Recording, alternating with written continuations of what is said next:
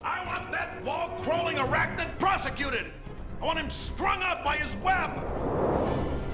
I want WEGL Auburn.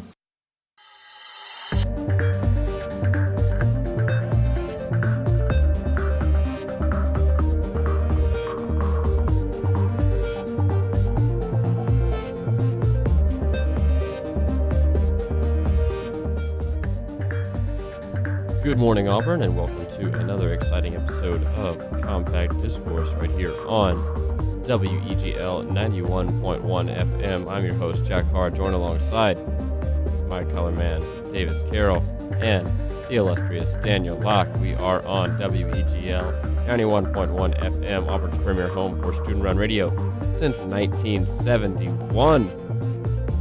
We'd like to welcome in our listeners and viewers from across the Auburn and Opelika Megaplex and around the world, however you may be joining us today, whether that be from your terrestrial radio antenna through the information superhighway at weglfm.com, or if you're tuning in after the fact on Eagle Eye TV, transistor.fm, or listening to our podcast.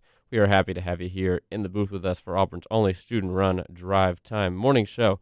And with that, of course, we are broadcasting live from the Bradley-based and WEGL studios in the bowels of the Harold Melton Student Center here on the campus of Auburn University, where it is 63 and sunny this fine Monday morning. We are welcoming you into Compact Discourse, of course, as we wish you a good morning. And I'll wish my two co-hosts good morning today. As Davis, how are you feeling after the bye week? After hopefully you got a bye week from strenuous activity this weekend. I'm feeling pretty good, I'd say. Pretty rested. I'm a little hungry right now, so I'm going to get some food after the show. Grub up before class. I think, overall good weekend. Got the homework done. Yeah, nothing much to say. Mission accomplished.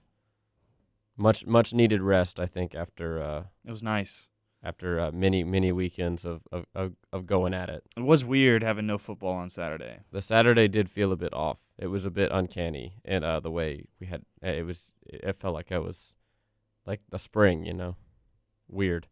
All right, Daniel, I'll ask you the same question. How was your weekend? Did you enjoy the bye week, and what did you accomplish this weekend? I took my bye week last week. This weekend I went pretty hard. I went over to Atlanta. I got to see Slipknot for the first time. I was originally supposed to see him 490 days ago, but COVID messed that up. And then the Birmingham show got canceled in this tour because of the Oak Mountain Amphitheater getting flooded. So me and some buddies trucked over to Atlanta and got to see him over there. And then we got to watch the Braves clinch the NL pennant in a Waffle House, which is a surreal experience, to say the least. I mean, were you listening to Usher? Because I feel like you just would have ascended to Atlanta heaven at that point. I kind of wish I had, but I didn't, unfortunately. Chris will be interested to hear about the Slipknot concert. I know you can probably bond over that. How was that? Was that it was so much fun. It's the best concert I've ever been to, and I don't even really think it's that close. Interesting. They did so good. They put on a good show? Oh, it was awesome. What was the venue? The Ameris Bank Amphitheater over in Alpharetta. It's about 30 minutes north of Atlanta. I think Pitbull just played there. The Pitbull concert you could have gone to? Listen, I don't want to talk about it. At this point, I would like to remind our audience that if any point in the next 2 hours you feel so inclined to ask a question, drop a hot take, or in the highly unlikely event that we get something wrong, if you want to correct us, you can go ahead and call in at 334-844-9345. That's 334-844-9345, or WEGL, those final four digits on your touchtone keypad. You can also send us a tweet at CDiscAU. That's at CDISCAU. And you'll get updates on when we're going live, like today when we had to delay a little bit. So I hope you enjoyed the James Taylor tunes and Lola. So we'll continue to keep you updated on the Twitter account. That is, of course, at CDISCAU. Still working on the technical difficulties here at the station, but they look like they are just about wrapped up. And we'd love to hear from you. So anything we're talking about on the show today, which today, of course, is your armchair quarterback special, as we have some bye week action. Lots of ranked teams falling in the AP poll. This weekend, we had some interesting surprises in the NFL yesterday, including the Patriots putting up 54 points and the Titans looking like Super Bowl contenders after dropping a game to the Jets, of all teams.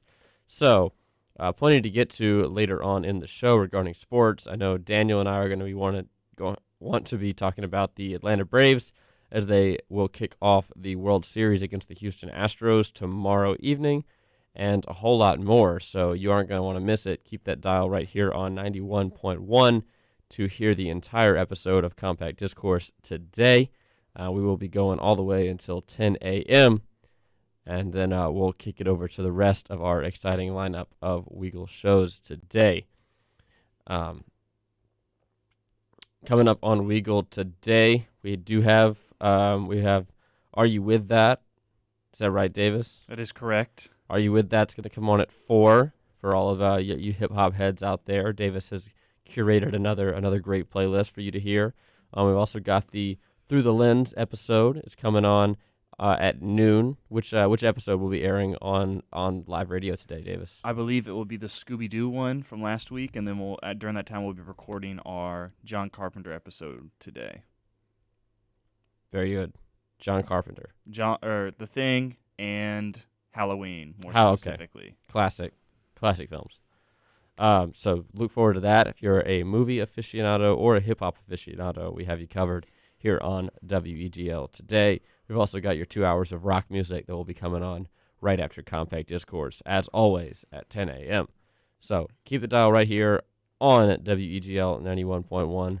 We'd love to have you join us for the rest of the day. But with that, we will jump right in to the WEGL show today, Compact Discourse.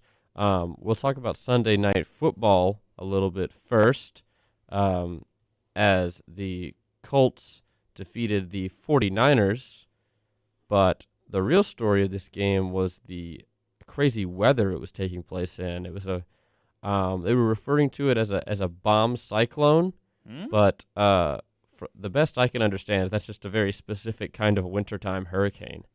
So I don't know if you were able to watch this game, but it was in a sufficient deluge in Santa Clara, California, with 16-mile-per-hour winds contributing to, I think, a lack of offense for both teams. So Carson Wentz and Jimmy Garoppolo having to overcome driving rain and pretty sloppy conditions out in Levi Stadium in order to come away with the win. In this one, Colts do get the W 30-18 over the 49ers to improve to 3-4.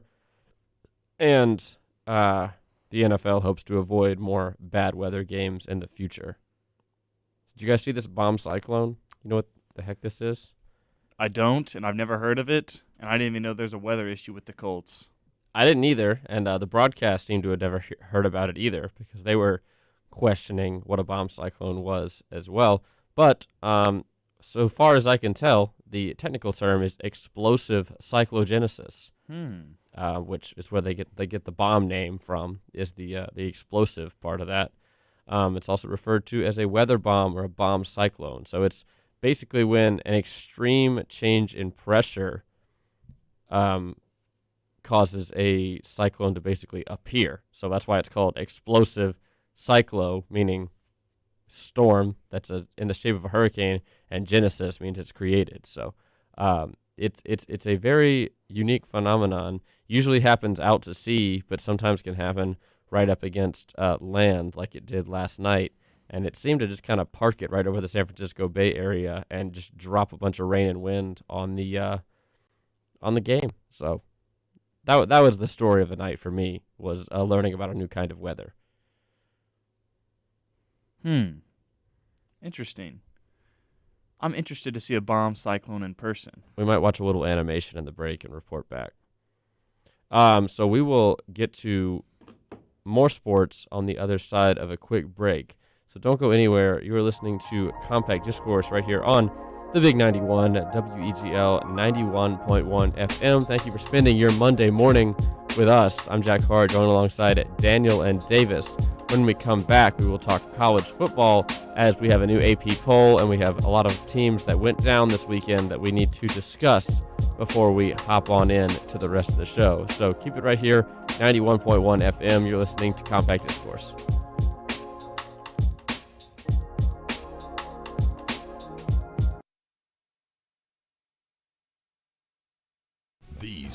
that you remember. The kick is good! Auburn wins! These are the sounds you celebrate. Fastball driven, deep left center field! David Ross, you have company! Whether it's the stadium, the arena, or the ballpark. Auburn 75, Kentucky 70. I think I'll storm the court. There goes Davis! Oh my God! Your home for Auburn sports is the Auburn Sports Network.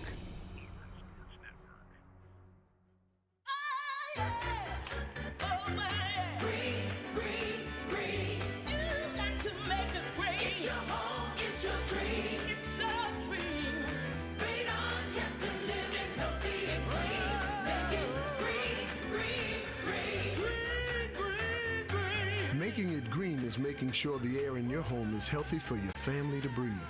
Make sure you test your home for the presence of radon. It's easy. To learn more, call 866-730-GREEN. Preserve your family's health and well-being. Get your home tested. That's living healthy and green. Make it green, green, green. Make it green. It's your home, it's your dream. It's your dream. Make sure you test your home for the presence of radon. It's easy. To learn more, call 866-730-GREEN. A message from the U.S. EPA. Here's farmer and landowner John Prue. We purchased the land about 3 years ago, and there was an old farmstead on there with trees. We were going to clear the land so we could farm through it. We thought we knew where the pipe was, so we didn't call to get it located.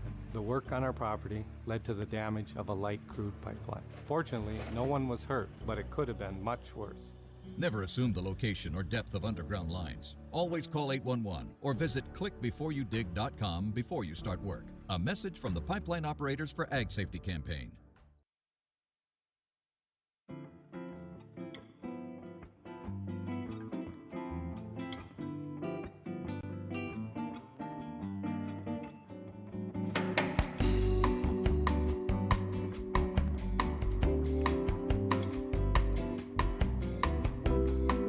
Welcome back to Compact Discourse right here on WEGL 91.1 FM. I'm your host, Jack Hart, also your cameraman. As I adjust Alex's camera here. Oh, perfect.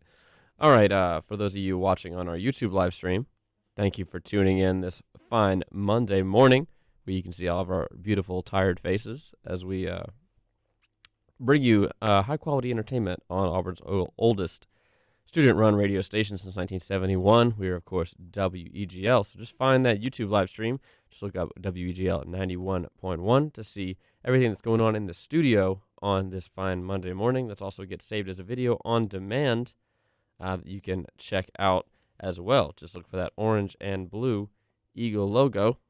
Pulling it up right now. Make sure it's working. Yes. And you can also check out the Auburn Club hockey game from Friday night. That is stored right alongside our Compact Discourse episodes. The Auburn hockey team took down Tennessee with a final score of 3-1. And then on Saturday, they did even better, blowing Tennessee out of the water, or the ice, rather, in the Columbus Civic Center in the new arena for the Auburn hockey team. So the home opener for the Auburn Club hockey team, which you can get limited coverage of from WEGL this season. They are doing extremely well so far in their new arena, opening up 2-0 against the Ice Vols of Tennessee. So that's another great piece of content from WEGL that you can find on our YouTube channel right next to Compact Discourse. All right, well, we are welcoming in Alex Houston to the show. Welcome to the show, Alex. I know usually it's me getting to tell a tale, spin a yarn of my trip to a road game over the weekend, or a Slipknot concert, as Daniel just did. But Auburn was on bye, so you took it upon yourself to visit one of the most historic rivalries in college football. So why don't you tell us about that? Now, I wish the only justification was Auburn being on a bye, but it was my cousin's wedding, and I'm not sure my mother would have allowed me to skip it for an Auburn football game. But so thankfully, they were on a bye. But yes, we went to Notre Dame against USC. This was the 95th meeting between the two teams, I believe, and it's for anybody who just loves college football, even people who just particularly love the Southeastern Conference, visiting Notre Dame Stadium should be on your bucket list because it's really it's very different from the SEC. And in a lot of ways that are good and some ways that are bad. I think leading up to it, I don't think there's really any university that has comparable the amount of traditions that Auburn has, or not Auburn, excuse me, Notre Dame has up to the game. Even with COVID, unfortunately, they couldn't play the trumpets in the Golden Dome, which is like something they've been doing for years. But even that they did on the outside, and it was just as cool. And there's so many things going on around the stadium with the band and with the team entrance, and it really is just something to see because it's very different from Auburn, and it's very unique, and just the way that they do it and the amount of traditions that they have, and then even down to the way the stadium is set up, because they just got a video board for the first time ever in 2017, which was even met with some controversy as fans were not sure if they wanted one. So in the way they run the video board is they refuse to put advertisements around the stadium. There are no advertisements of any kind. There's no Golden Flakes crunch of the game. There's no find the full moon barbecue under the 3 cups. It's just nothing but hype videos and welcoming old Notre Dame alumni to the stadium. But other than that, they don't use the video board for anything else. And the stadium itself is just a very different experience. I would say where Auburn is a lot louder and a lot more raucous, Notre Dame is just more... It almost feels like a baseball game, if that makes any sense. Like just going on your nice Saturday afternoon to watch a ball game, rather than where Auburn, it's a whole event where everybody's losing their minds for 3 hours. Right? Notre Dame is very different. It is not nearly as loud as Auburn, though that's more due to architecture as well, because Notre Dame is more of a wider bowl while Auburn is taller, and Notre Dame has no upper deck because the only addition they had was a 20,000 seat ring around the top that just seamlessly stacks on top of the actual stadium. Which there is something really fascinating about going in, is that when you walk into the stadium, each of like the 4 gates they have are all named after historic Notre Dame coaches, which I thought was a cool detail. And like when you walk in, the upper deck area, like the 20,000 seat ring is built on the outside. But when you walk in, you can see the old original brick facade of the first stadium that was built in 1930, and it hasn't changed at all. And that was something that was really cool. Yeah, as I'm looking well. at pictures of it now of how it used to be, and they just kind of dropped something on top of it to expand the capacity. And I think it was a very clever way of doing it. Honestly, I'm not saying I prefer it over traditional upper decks, but it certainly was a unique way to keep its original feel, because it is based off Ann Arbor's Michigan Stadium of the University of Michigan. Of course, that stadium is much bigger. Notre Dame is a lot. It was only originally 60,000 until just recently with the renovations in the 90s. And that part was also really cool. It's a very different stadium, and everything is very close to the field. We were in the the upper deck area, like row 8, and we were still very, very close to the field, which was really cool. And we had really good seats, actually. It was awesome. And it's very different. Like, it really is not anything like an Auburn game. I will say it was, if I'm going to be critical, and there's not say there's anything to really be critical about, they did do the one thing that I dislike where on each sideline, the first 6 rows back from the 20 to the 20 are all specialty, club style seating, which I don't like that. I don't know why that change was allowed while everything else is met with such criticism, because I feel like that's the one thing that most fans would agree on, whether or not you want a video board or whatever, because everybody wants the traditions to stay. That's, I think, a fair debate, but it'll have both sides. I can't imagine there being any sort of actual backing for that part, which I thought was odd. But everything else, it was just really cool. It's a really cool experience. There's a lot of traditions. The student section does not have pom-poms. It just does things with their hands, which is really funny to watch. And also, it was 37 degrees, and sections of the student section decided to just take off their shirts and use them as pom-poms, which was funny because you could see in the student section just patches of skin. That's all there was, which I thought was really... The student section was very raucous. The rest of the stadium, not so much, including we had one guy behind us who told us to sit down, which I could never imagine hearing that in an Auburn game at any moment. Wow. Which again, that's a minority, because there's a lot of other fans who were just as raucous as to be expected, but I just could never imagine hearing that, right? It's quite the opposite at any Auburn game, I would say. So it was a really cool experience. I'd recommend anybody who likes going to different stadiums and likes getting those different experiences, put Notre Dame on the list, because it's something else. So, Alex, I've been wondering about this. So, kind of at Auburn, the standard for guys is kind of polos. Like, that's kind of how it is around the SEC. At Penn State, that wasn't really a thing. It was jerseys and T-shirts. What was the thing at Notre Dame? So for the student section specifically, the university manufactures T-shirts, 7,000 of them, for all the students to wear to every game. And that's like a yearly thing where, like, if you'll watch games in the fall, you'll see all the student section in one particular color compared to the rest of the stadium. But there wasn't really any particular standard. It was kind of just wear your Notre Dame apparel, whether you want to. And they do not do color out games as well. Like, they don't say everybody wear green or blue. There wasn't any particular standard. It wasn't polos. It was funny though because my uncle, which we're trying to convince him to come to Auburn's game against A&M next year. That's on November 12th. He was like, he has a similar a reverse perception where he's like, what should I wear to Auburn games? Is it like a button down with a tie? And I was like, I mean, you can look like the Pledges if you like, but that's not really. Which he was thinking of Pat Dye. He thought that everybody dressed like Pat Dye, which I was like, that's fair. Again, the exposure is very limited. I have a funny story about the last time we went to Notre Dame. It was 2015. Alabama's playing A&M, the 2:30 CBS game. They're both ranked. And we go to this huge, like, pep rally area where there's a bunch of TVs in Notre Dame's old basketball gym, and there's not a single SEC game on. Like, they've got Purdue and Illinois, and it was like 7-3 in the fourth quarter. And there were people crowding around that, but there was not a single SEC game in sight. So really it's just a different, like, the SEC doesn't really matter up there as much as you'd think it would, except for, like, the bowl games, right? But other than that, nobody really cares as much. That was interesting. But, yeah.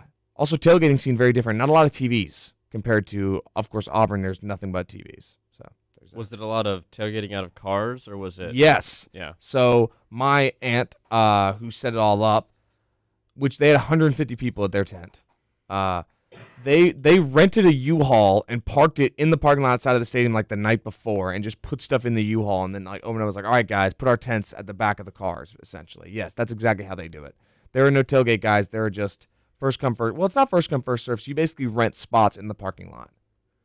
Because Notre Dame has a lot more room, I would say, than Auburn. Despite the fact that it's only 7,000 undergrad, 3,000 graduate students. Mm-hmm.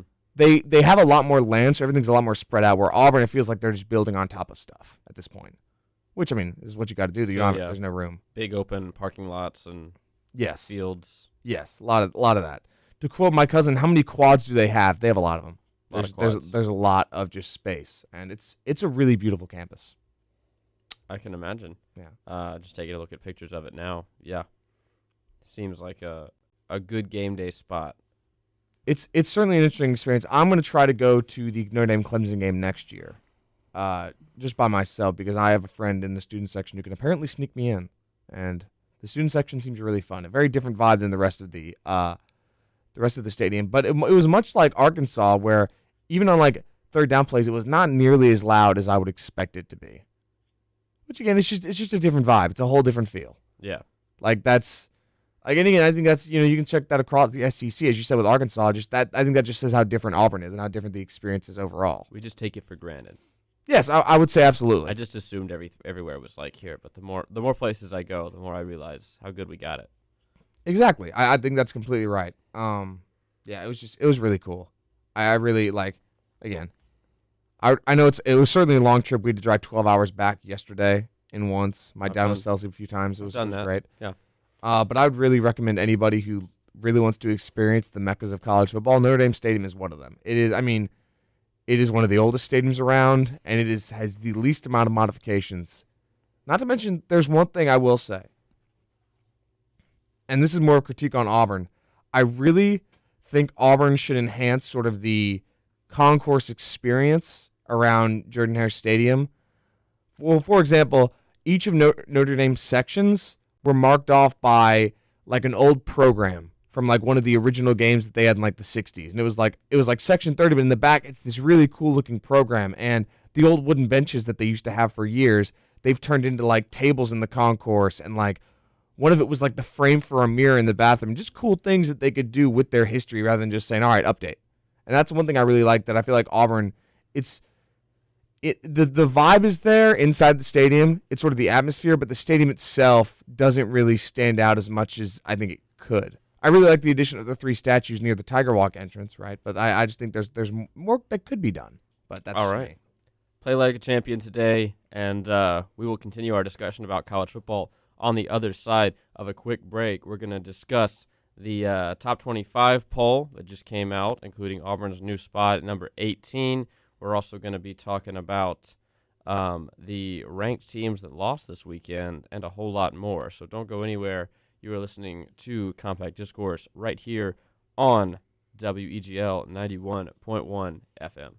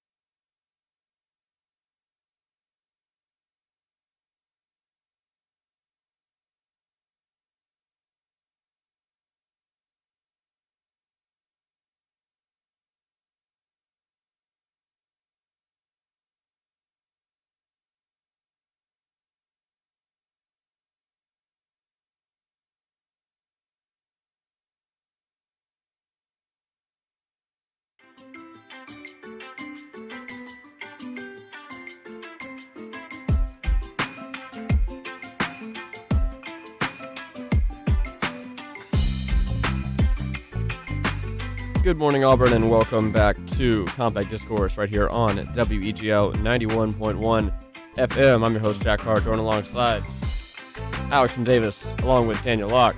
We are talking all things sports on this Armchair Quarterback Monday morning special here. It is October 25th, 2021. I hope you're having a spooky beginning to your Halloween as we get excited for that coming up this next Sunday, just 6 days away. So getting excited for that. And the weather looks to be complying so far. So with that, we'll jump right into your weather report. It is 64 degrees and pretty cloudy this morning, all things considered. Your high today is 80, though, so it might get up there if the sun is able to burn through those clouds a little bit. Your low is 50, though, so a 30-degree swing could go either way depending on how much sunshine we end up getting today. Your afternoon temp is going to be 76 degrees, 15% chance of rain coming along with that one, so watch out for those dark clouds. And your overnight temp is going to be 55 degrees, so it will get pretty warm today, but cool off once again. We're looking at a sunset at 5:57 p.m., UV index of 1, moon beginning to wane back away from that full moon, and a 94% humidity. As it's still Alabama, even if it's October. So this is going to do it for your Auburn weather report. We'll jump right back into the show. Auburn weather. All right, so we were going to talk about the NCAA top 25 and how they fared this weekend. So we'll do a quick update on that. So last Wednesday, of course, Coastal Carolina, number 14, undefeated. They are undefeated no longer as Appalachian State gets their first ranked win since 2007. I think you can guess who that was against. They downed the Chanticleers of Coastal Carolina 30-27 on a last-second field goal. On Thursday, SMU hung 55 on Tulane, a hapless Tulane team who is now 1-6. SMU improves to 7-0. Wisconsin beat Purdue 30-13. So Purdue off the pole once again. UTSA gets style points and continues their undefeated campaign. 45-16 go the Roadrunners. Pittsburgh handedly defeats Clemson 27-17. Kenny Pickett maybe even making his plane ticket to New York as he goes 25-30 of 39 for 300 yards and 2 touchdowns. San Diego State survives a scare from Air Force. They remain undefeated 20-14. NC State travels down to South Beach in those Miami Knights uniforms, and the Hurricanes serve them up a 1-point loss, 31-30. A historically great defensive performance by Texas A&M and College Station takes care of South Carolina, 44-14. This was a wild one out in Mikey Stadium, West Point, New York. Wake Forest gets 10 touchdowns against the Black Knights of Army. You got to wonder where that defense budget is going these days. Notre Dame beats USC in the 95th meeting of the Battle for the Jeweled Shillelagh. 31-16 go the Irish over the Trojans. Ole Miss runs all over LSU, 31-17. The game day game, Oregon travels to the Rose Bowl and gets a narrow win over UCLA, 34-31. Iowa State does their Iowa State thing and takes down a ranked opponent at home, 24-21. Cyclones over Cowboys. A 9-overtime game, in air quotes, as Illinois takes care of Penn State on the road. Brett Bielema gets his 3rd win as the Illinois head coach. Michigan continues their undefeated campaign. They take care of Northwestern 33-7. Indiana runs all over State runs all over Indiana 54-7. Alabama continues the streak. 7-1 improves the Crimson Tide 52-24 over the Vols of Tennessee. Oklahoma shut out in that first half against Kansas, but they end up scoring 35 in the second half to get a win over the Jayhawks. 8-0 are the Sooners now, and Cincinnati not getting very many style points this weekend as they barely get by American opponent Navy, who is just 1-6 on the year, 27-20. So the number 2 team in the country struggling a little bit in the nation's capital. And that was your college football scoreboard. Any surprises off the top 25 this week? I'm a bit. Seeing Coastal Fall was pretty crazy. Pretty surprising. That was sad. I like the People's Champion. I was a bit. I mean, Appalachian State, first ranked win since 2007. I feel like they're like the quintessential trap team. I can't believe that's the case. Yeah. It was Oklahoma. I mean, the number 2 and 3, your playoff teams if the season ends today. Neither of them looked very impressive. Yeah, I mean, I think, I was talking about it with a couple people this weekend. Like, nobody impresses, whether teams or whether it's, Heisman Trophy candidates. There's not a lot of impressive teams this year, and the few that are, have had a lot of bumps in the road to where you question if they are going to be that good. I mean, it's been a chaotic year. I mean, even, the 18th ranked team in the country has lost 4 weeks in a row, which is ridiculous. I mean, how long ago did a stat like that even exist? Like, when was the last time that happened? I mean, you've got an Oregon team that barely came away with the victory against the UCLA team, which is a good team, that in fairness, but then you got Oklahoma State losing. You've got Purdue beating Iowa and then getting whacked by Wisconsin. I mean, this was a crazy weekend of college football, not to mention Illinois and Penn State, I think, proving that the new overtime rule may not be that good. Yes, and it might even be worse than what we were dealing with beforehand. Exactly. I think there's ways to do it, but a forced 2-point conversion is ridiculous. Just move the ball closer, put it on the 10. I don't know, something. But I don't think this is the answer in any case. I think that's a good assessment. Yeah, we can workshop that.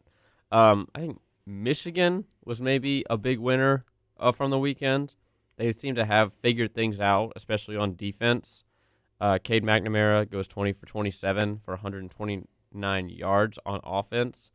Not a great Northwestern team they beat, but Michigan, is known for falling apart in the clutch, and they don't look to be doing that yet. They will have a big opportunity to prove themselves against the Spartans of Michigan State this upcoming weekend.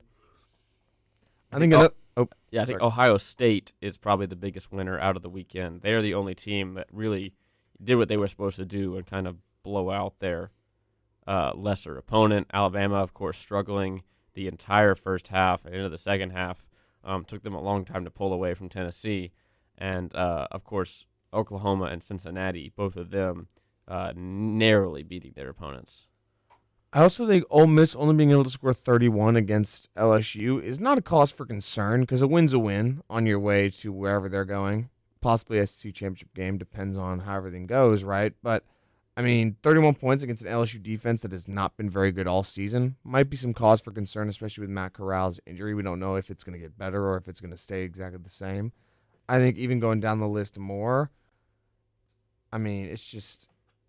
I think we're seeing our two ACC championship teams did pretty well this weekend, Wake Forest and Pittsburgh. Yes. Wake was only favored by 3. They won by 14. The only problem is they let Army score 56 in the process. Right. That is true. 70-56 was the score. Wake Forest quarterback, 23 of 29, 458 yards, and 5 touchdowns. Also a rushing touchdown. Good for him. That's ridiculous. I don't even know how. I know that the read option always gives people problems, but, I didn't think it was like that. Because normally Army takes 40 years to get down the field. This seems to be they got down the field pretty quickly, at least. And 3 times in one quarter. 6 touchdowns were exchanged in that fourth quarter of Wake and Army. That was an insane game. And then going across to Pitt, Clemson has yet to score more than 20 points against an FBS opponent. The only other team to fail that as well is Arizona. Arizona is 0-7, and Kevin Sumlin has put that team in the toilet. Wow. Meanwhile, Clemson is paying Dabo Swinney $1 billion. And, I'm sorry, I cannot remember how to pronounce his name. DJ Ungangale? I'm sorry, I'm going to mess it up. I know I will. But DJ, fair. Is he the next era Jeremy Johnson? Question mark. I don't know if he received the same amount of hype. I think he tore through Notre Dame last year. Notre Dame's not by any means a good team, but in that one game where he filled in for Trevor Lawrence, who was out and yada yada. He looked like a world beater. There were questions of saying, sure, with Trevor Lawrence's veteran leadership, they'd win, but he looked really good. So I think he received similar levels. He was a Heisman frontrunner. So was Jeremy Johnson. Now certainly. Did he get the same amount of hype from his fan base? No, because Auburn fans are crazy, and their favorite player is always the backup quarterback. But nationally, I'd say he did. And, right now, the one Heisman favorite in that game is Kenny Pickett from Pittsburgh. So, I just Googled this. It hasn't been nearly as long as I thought it would be since Pitt beat Clemson last. They beat him in 2016, 43-42. Yep, Nathan Peterman and Chris Blewett were the keys to victory for the Pitt Panthers in Death Valley that Saturday night. I was expecting it to say 2006 or something. No. Pitt finds a way to beat random teams in the ACC and still goes 7-5 every season. I think Pat Narduzzi and Nick Saban are both 2-2 against Clemson. Everybody else is a combined. It's bad, crazy record. It's bad, which again begs the question of how the heck did Pitt lose to Western Michigan? Yeah, everybody gets one. Everybody gets one, I guess. Yeah, That's what I always say. Western Michigan just lost to Toledo by 19.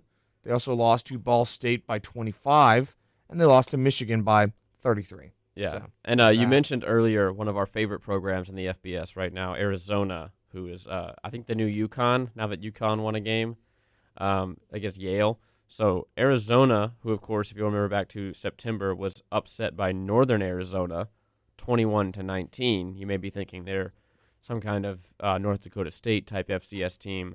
I hate to break it to you, but Northern Arizona got beat 44-0 by Sacramento State this weekend. Oh, that's a transitive 50-point loss for the Wildcats out in Tucson. Kevin Sumlin should be charged with homicide for what he has done to the Arizona program.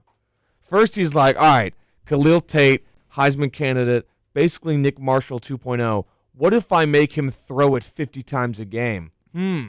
Seems like a really good idea. Yeah, Kevin Sumlin sucks.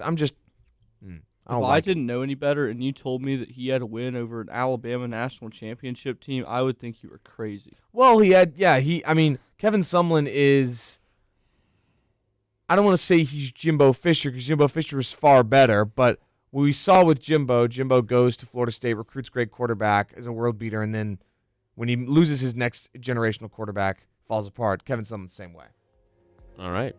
Plenty of college football to talk about on the other side of a break, including our new AP poll that puts the Auburn and Ole Miss matchup this weekend as a pretty highly ranked one after no ranked v ranked matchups this weekend. So we'll get to that one and more on the other side of a break. Don't go anywhere.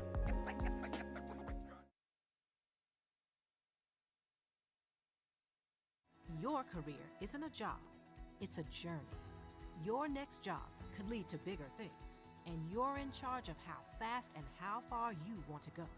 At alabamaworks.com, you can connect with employers and start working right now. Then chart your path forward with training and career planning tools. But it's only the beginning. Start a great success story at alabamaworks.com. Sponsored by Alabama Works, the Alabama Broadcasters Association, and this station. The Army National Guard is committed to keeping the country safe and our communities secure. Composed of hundreds of thousands of citizen soldiers from all walks of life and in every corner of America, the Guard is always ready to respond to local or national emergencies. The Army National Guard reacts to domestic operations in each of America's 54 states and territories, including Puerto Rico, the Virgin Islands, Guam, and the District of Columbia. Each state National Guard's unique domestic role is to act as the first line of defense in support of civil authorities in their state. The Guard's emergency responses include search and rescue missions for floods, combating wildfires, hurricane and tornado recovery, and the presidential inauguration. The Army National Guard. We are always ready. We are always there. And in every state and territory, we stand guard for our communities. To learn more, log on to nationalguard.com. Sponsored by the Alabama Army National Guard. Aired by the Alabama Broadcasters Association and this station. COVID-19 changed everything, and good information has never been more important. There are jobs available right now. Get the facts about what it takes to get one and how you can take action. Use your time to get prepared for the job you need and the career you want. We'll all get through this with information and resources to be ready for what comes next. Your success story is our success story. Get started at alabamaworks.com.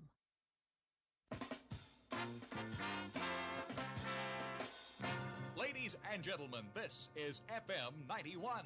WEGL Auburn.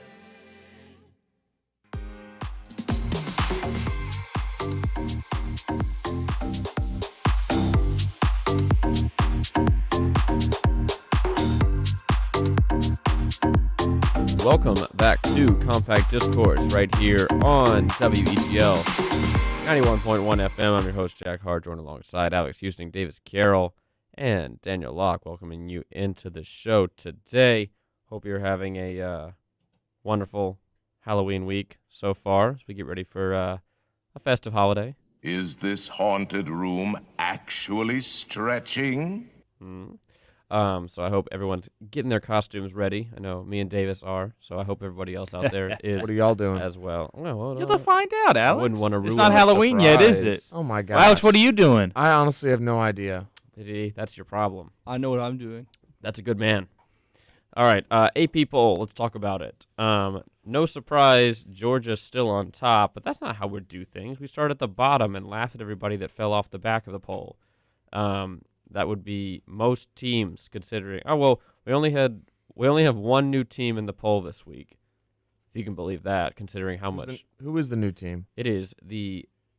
If you remember from the first segment, we talked about a Cyclone on Sunday Night Football, but it's the Iowa Cyclones this time, making their Cyclones making their second appearance on Compact Discourse today. Is BYU also new? BYU is new. They were behind this Regions ad, so I couldn't see that they weren't in the poll last Darn week. Regions, yes. So number 25, Brigham Young Cougars, 6-2.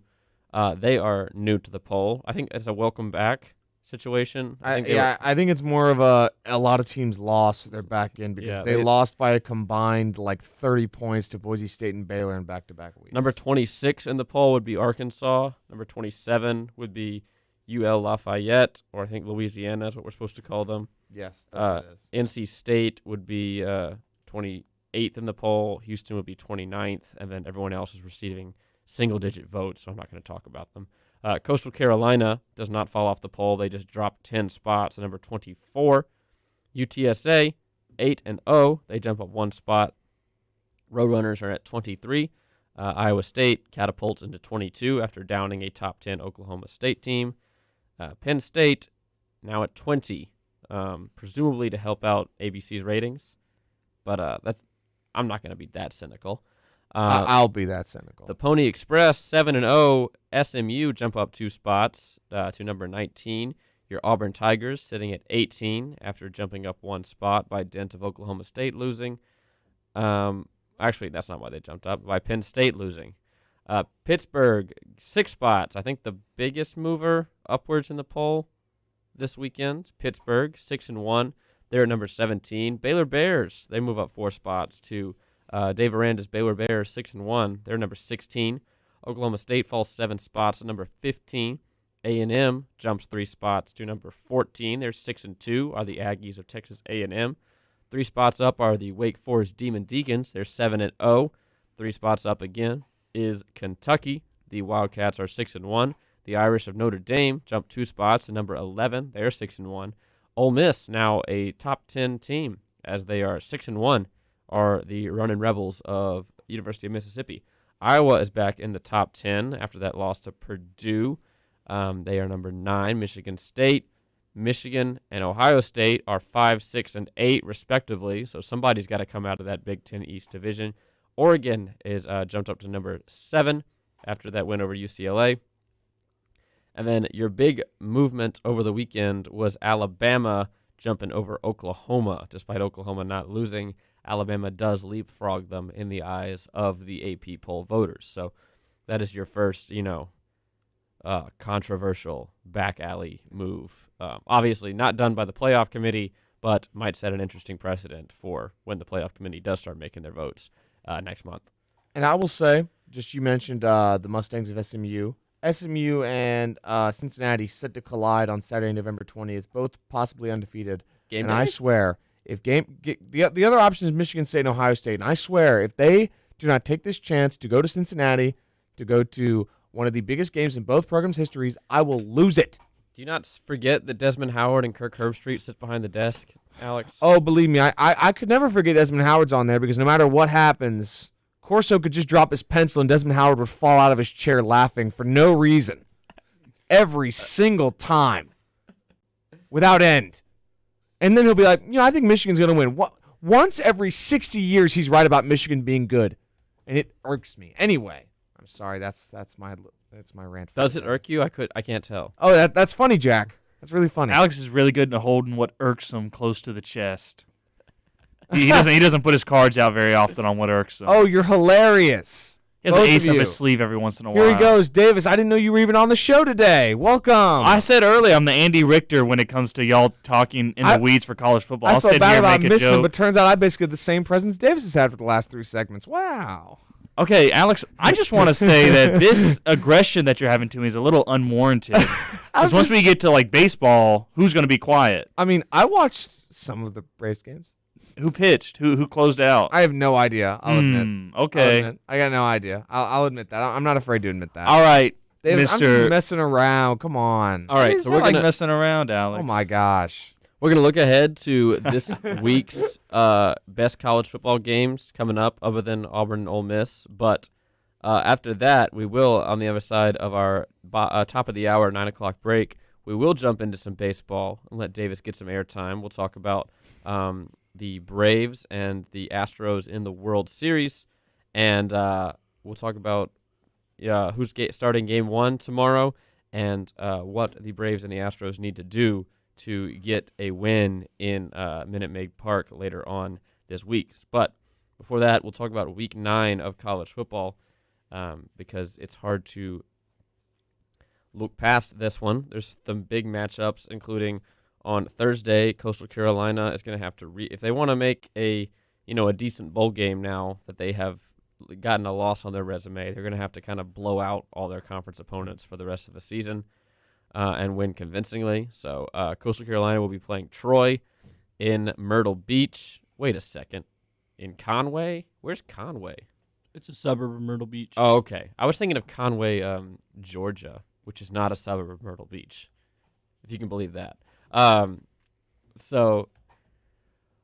think Troy gave Coastal Carolina some fits last year, so they're gonna have to. That game was so much fun. I was there. You were there? I had nothing else going on. I wanted to go watch Coastal Carolina play and see if they were worth the hype. And Troy almost led 2 comebacks, fell short both times. But I do have to say, at the Vet, over just an hour down the road, that's the best cheeseburger in college football. The Harvard on the Highway, I've heard it called. Oh yeah. Y'all confusing me, but sure. Cincinnati will be traveling to New Orleans to Yulman Stadium. Oh, so that's Tulane Stadium, if I'm not mistaken. So are they playing Tulane? They're playing Tulane. Okay, yeah. I figured so. 1-6, who SMU kind of obliterated. So the pressure's on Cincinnati to obliterate Tulane. I would say I think on Coastal the pressure is on to blow people out. But for Cincinnati, you're in right now.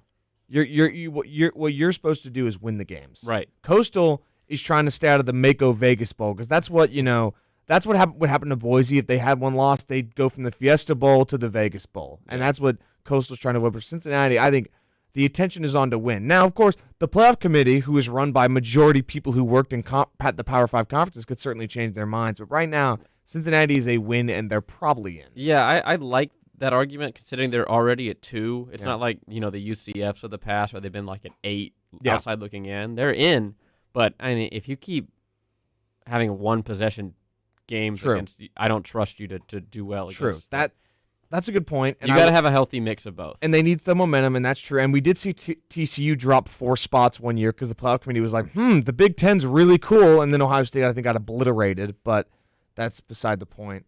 So I think, that's a good point. I think even for momentum's sake, they do need to start having better wins. Okay, the big noon kickoff continues to be one of the worst ideas in sports as we have a top 10 matchup at 11 a.m. as Michigan travels to Michigan State for the Battle of the Paul Bunyan Trophy. Iowa will be looking to basically lock up their trip to Indianapolis with a game against Wisconsin this weekend, also at noon. Texas will be traveling to Baylor. Baylor, sneaky team for the playoff. I'll say it. They're the new Oklahoma State. If they can win the Big 12, you can't keep them out. That's what I think. Miami will be going to Pittsburgh. That's a historic rivalry of recent years, considering both teams have been in the doldrums of the ACC. Pittsburgh's just got to take care of business, and they look to be punching their ticket to Charlotte. Iowa State, a difficult road trip to Morgantown, West Virginia. Number 1, Georgia in Jacksonville at the world's largest outdoor cocktail party to take on the Florida Gators. Texas Tech will be traveling to Norman to take on number 4, now Oklahoma. Oregon's hosting Colorado in I think a trap game. Everything's a trap game for Oregon. Wake Forest looking to stay undefeated. They will be hosting the Blue Devils of Duke, winless in conference play.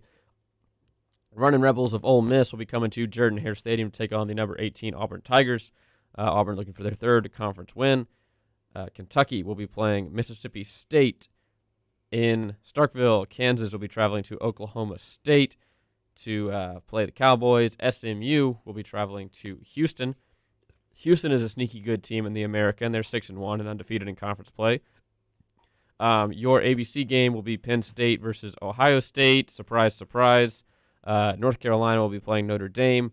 BYU's hosting the Cavaliers of Virginia. And your night game, the stay-up-late game, the Jacob Hillman game, will be San Diego State, 7-0, number 21 in the land, hosting the Bulldogs of Fresno State in a Mountain West showdown. And that's what you have to look forward to this upcoming weekend in college football. Any last college football thoughts? Rip the CUSA.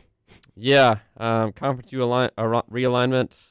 I think it's conference unalignment now for Conference USA. Is they need to have a fire sale to get rid of the remaining 6 teams, I guess. Yeah, I guess. Also, I don't hate the big noon kickoff. I just hate ESPN imitating it by putting a billion good games on it at 11. 1 to 11 a.m., not bad. A bunch, disagree. Fair enough. All right, well, we're going to head to a break at the top of the hour. It is 9 a.m. Listening to Compact Discourse right here on WEGL 91.1. Thank you for hanging out and spending your Monday morning with us here on the show. We'll be talking some playoff baseball, actually the World Series now, as we're down to our final 2 teams. That starts tomorrow as the Atlanta Braves take on the Houston Astros in Minute Maid Park in Houston coming up tomorrow. So don't go anywhere. We got the baseball experts here to talk about it. You're listening to Compact Discourse right here on WEGL 91.1. Don't go anywhere. We'll be right back in about 5 minutes. The Delta variant cases of COVID-19 might be more infectious and more transmissible, but there is something we each can do to limit the spread of coronavirus. Wear a mask. Whether it's homemade or manufactured, embellished or plain, wearing a face mask or covering in public, in addition to social distancing and regular hand washing, is one of the easiest ways to protect yourself and others from coronavirus. According to the CDC, wearing a mask is an important part of a layered prevention approach that not only helps to limit cases of COVID-19 infections in communities where vaccination rates are low, but doing so can also limit the emergence of future COVID-19 variants. By wearing a mask or face covering, especially in crowded indoor spaces or busy areas with limited ventilation or poor air quality, you can do your part to keep yourself, your family, and others around you safe. For more information, visit our website at alabamapublichealth.gov. That's alabamapublichealth.gov. COVID-19 changed everything, and good information has never been more important. There are jobs available right now. Get the facts about what it takes to get one and how you can take action. Use your time to get prepared for the job you need and the career you want. We'll all get through this with information and resources to be ready for what comes next. Your success story is our success story. Get started at alabamaworks.com. My community means everything to me. That's why I joined the Army National Guard. I'm proud of where I'm from, and as a soldier, I get to give back to the people that helped me succeed.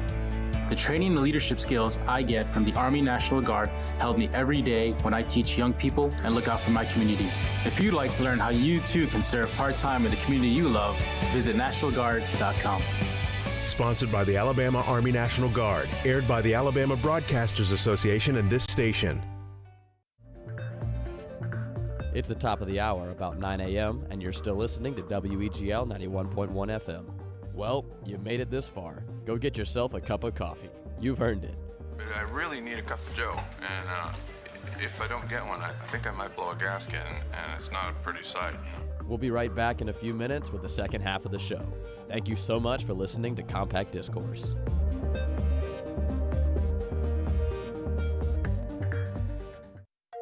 In Alabama, the recycling industry employs nearly 11,000 men and women.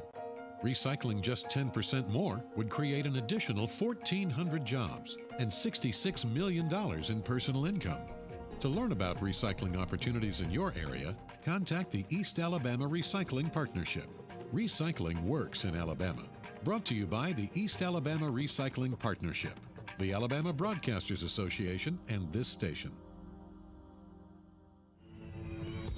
Hi, I'm Harrison Smith. You may know me from my work as Scuba, one of the hosts of the hit award-winning show Nerdcore on WEGL 91.1 FM. But what you may not know about me is that I'm a website enthusiast. That's why I'm here to tell you about WeagleFM.com. It's our hotspot on the web with live broadcast articles and more. It's like a gift that keeps on giving. Tune into your favorite shows at any time with a 24/7 online stream right on the homepage. And don't forget to check out the schedule for our station's full selection of music, sports, and talk shows. For the sports fans, there's articles aplenty covering all of the current events in football, basketball, and beyond. For those music fans, WEGL FM has got you covered. We have album and concert reviews and theme playlists for any mood. We even have live musical performances with WEGL Sessions. There's more than enough content here to keep you procrastinated when you really should be studying for that test. That's right, we know you've been slacking off. Get back to it, lazy.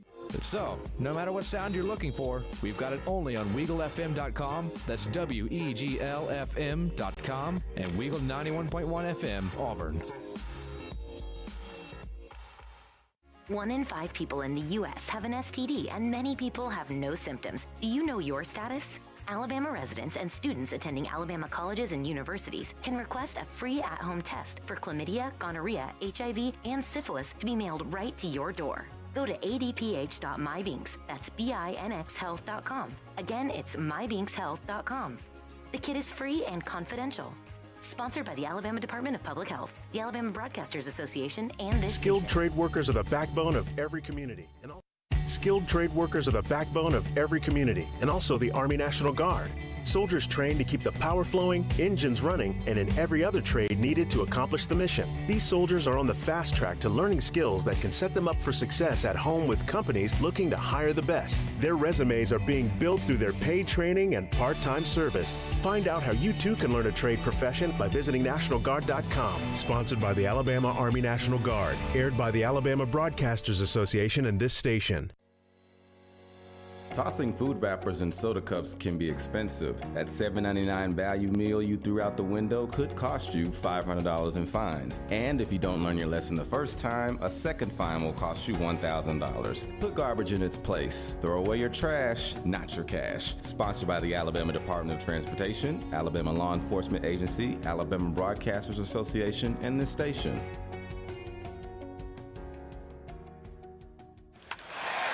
You can beat your toughest opponent. You can beat your best time in the mile. You can beat that old largemouth bass. But one thing you should never try and beat is a train. If a train is approaching, don't risk your life trying to beat it, because beating the train is a deadly game.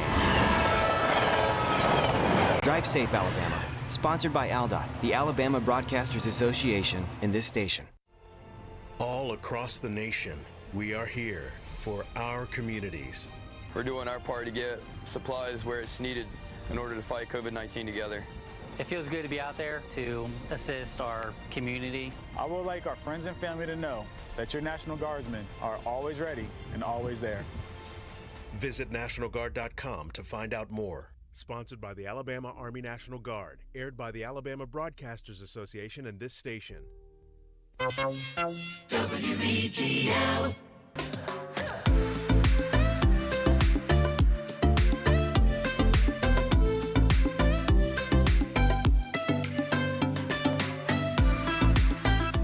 Good morning, Auburn, and welcome back to another exciting episode of Compact Discourse right here on WEGL 91.1 FM. I'm your host, Jack Hart, joined alongside Alex and Davis, along with Daniel Locke, welcoming you into the show this Monday morning. Plenty to get to. We'll jump into some playoff baseball here in a moment. We want to remind you that all of our previous episodes are available as a podcast. If you'd like to listen to any of our previous episodes, absolutely PSA break free. Just search for Compact Discourse on your podcast player of choice, such as Spotify or Stitcher. Anywhere you get your podcast, you can get Compact Discourse, so be sure to do that. You can also visit WEGL's YouTube page and watch us live every morning, or you can watch the replay of us from every previous morning. You can also listen to the audio of Auburn hockey's big win over Tennessee in their first game ever in their new arena, presented by WEGL Sports. So plenty of great content. And speaking of great content, WEGL_AU on Twitter, Instagram, and TikTok is the place to go for all of the stuff that our super hardworking marketing team and website people are working on 24 hours a day. You can access WEGL_AU on Twitter, Instagram, and TikTok. All of our events are posted on Instagram, including Auburn Stages, which I heard went very well last weekend. Last week. So we're looking forward to another great edition of Auburn Stages coming up on Thursday. You can also go to WEGLFM.com. That is our website. You can listen to the station by clicking on the play button on the boombox, or you can just see what's coming up on the sidebar in the orange box, or I guess like the peach-colored box. Is that peach-colored, Davis? Where at? The schedule box? It's more of like a burnt orange, like a light burnt orange. What does this look like to you? It's so dark in here. I think it's kind of similar. I think it's the same color as a peach. It's not. So check out the lineup including. It's kind of like Tennessee volunteer orange, a little bit. So yeah, like the outside of a peach. No. So you can see what's coming up on WEGL today and every day by checking out the schedule over there on the website. So you can check that out. And then lastly, I do have an announcement from Jacob Hillman, your sports director, that the official website for the Auburn Jungle, the student section for the Auburn University basketball team, and, just Auburn University athletics in general, is officially live. So you can go to auburntigers.com/jungle to become an official member of the Jungle if you're an Auburn student. It's also where you can put down your size to get a custom-fitted T-shirt for the season. So if you're interested in getting a T-shirt that is not an extra large, that is where you need to go. And you can become an official member of the Jungle. You can get plenty of perks, and you can also get all of your game day information for when college basketball starts up. Less than 30 days away now from Auburn's home opener in the basketball in Auburn Arena. So go over to auburntigers.com/JUNGLE to sign up to get your free Jungle shirt, as well as get all the information you need for what to do on game day. Jack? Yes, sir. I have something for you from the person that designed the website. Go on. Aaron Folk says, it's not peach, with a angry emoji. And I will say, Aaron, in defense of Jack, he does have something that holds him back from seeing it for truly what it is. I have a condition. I hope I was able to represent it correctly to his color scene issues, Aaron. But it's not peach, for the record. I'm sorry, hold up. What are we looking at exactly? On the WEGL website. If you were listening, Alex, you'd know. I was listening. I just got lost. Oh, are we talking about the schedule? On the right, yes. Yeah, that ain't peach. That's what I said. Like the border might be, but the actual no, definitively is not peach. Definitively, from the person that made it, it is not peach. It looks like that one crayon that you would use that said whatever it was, but it was just the skin color crayon in the 24 pack. What? That's what the border looks like to me. Okay, Apricot. I think apricot. Yes, that was what they called it. Google it, guys. The apricot crayon. No, Alex, I'm sorry. Well, what color is it? It does not look like apricot. I think it looks more like burnt orange. It looks like the Grubhub orange. No, yes. Okay, so the interior is burnt orange. I'm talking about the border. Burnt orange is too dark. I'm talking about like a really light one. She said yes, burnt orange is closer. Its hex value. As the resident color expert here, I'll be taking charge on all colors. Crayon. Look at it. No. It's hex value DD9955 for all the burnt orange and light orange are the colors that she used at home. If you'd like to check it out it's for yourself to make the decision on your own. All right, so we're gonna jump right back into a team that wears orange. That is the Houston Astros. Whoa! And they play in a stadium named after orange juice. Fittingly enough, the juice box. Yeah, has a train, and the train is full of oranges. So I think in this world they've built in Houston, oranges can be burned for fuel. If they're the Astros, they should have a little rocket ship. I always thought. Well, I mean, weren't they called the Astros because they played in the Astrodome? Well, isn't that the purpose? Do you want to know why it was called the Astrodome? Well, oh yeah, because of yes, okay. They have a train because Minute Maid Park is built on the bones of an old train depot. Really? Yes. Okay, that's cool. I really like the train. It's unique. All right. Well, we've spent enough time talking about orange, so now we have to go to a break. But when we come back, we will be talking about the Houston Astros, their orange uniforms, their locomotive that runs on oranges, and any other orange things we can talk about on the other side of a break. So don't go anywhere. You were listening to, of course, Compact Discourse, where one of our colors is orange, right here on WEGL 91.1 FM. Don't go anywhere. We'll be right back with some more of the show.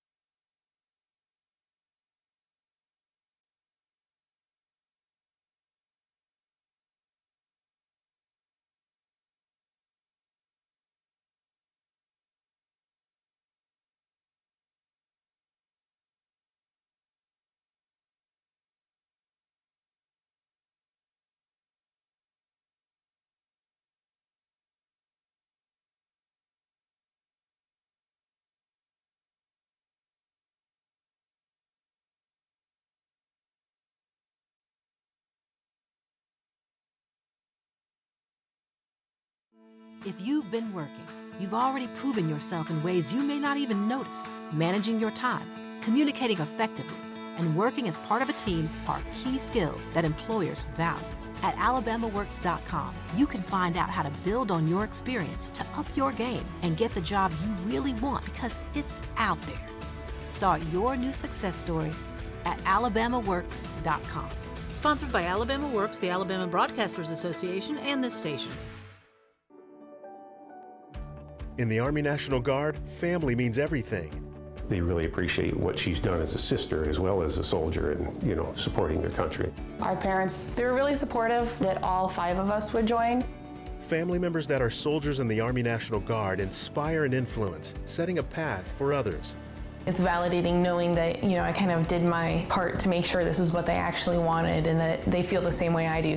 I'm really proud that we get to help shape the future, and I know that my sisters are going to be amazing soldiers. Serving part-time in the Army National Guard instills pride that you and your family will share in.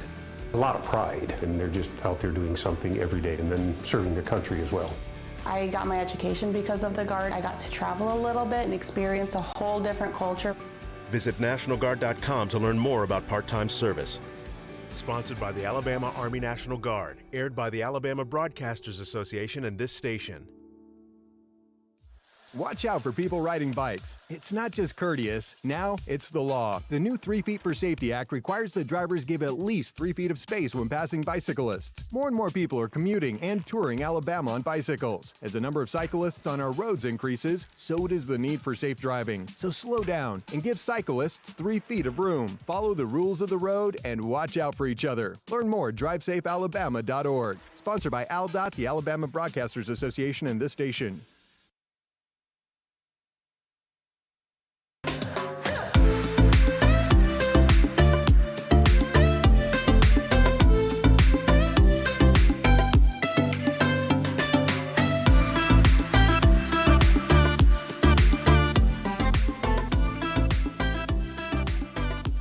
Welcome back to Compact Discourse right here on WEGL 91.1 FM.